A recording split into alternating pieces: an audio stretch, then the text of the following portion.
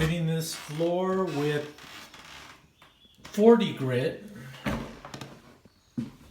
It had a lot of valleys and because a lot of wear, and I sanded it down with 40. I'm knocking it down, making it smooth, and then my next step is to get rid of the squeaks, because you can hear that. You don't want squeaks because that sucks. Anyways, most of these stairs are squeaks. Back then they didn't use glue, so that's why. And I think I'm gonna first step, sand everything down, fill in the divots, and then after that I'm going to end up putting screws in with dowels after, and I'm gonna you'll see, and then that's how you'll get rid of all these squeaks. But I'm not at that point yet. My first point is to sand everything down, get the first finish, the heavy finish, with you could get it at Home Depot. This, and I don't know if there's a Menards, but you can order these online. Home Depot doesn't go to 40, but Menards does, and you can get these online anywhere in the United States. 40 grit.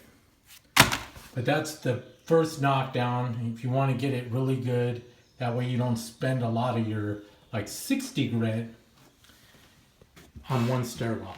You can use one of these, 1 to 2 it's going to take you per step if it's an older home like this one. And here we go.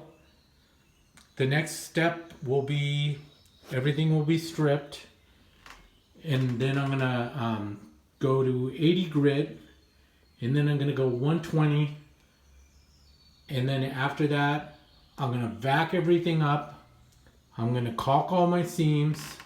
This gap's too big. I believe they had at one time some kind of boot, or what do you call that? I forgot the name of it. Shoe. They had shoe here. And then I think that's why you see this big gap when they put the carpet over. And then a lot of years you have like right in the middle a lot of wear, so I have to actually, on the left and the right side, I have to match that up to the middle, or pretty darn close. So I'm going to sand this down the left, sand this down the right, and in the middle it's like in a little bit because of this house is 100 years old, people going up and down the stairs too many times.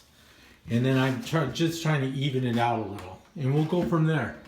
And then after I'm done sanding and going through my stages, which I'll show you, then I'm going to vac it. I'm going to put a primer on it.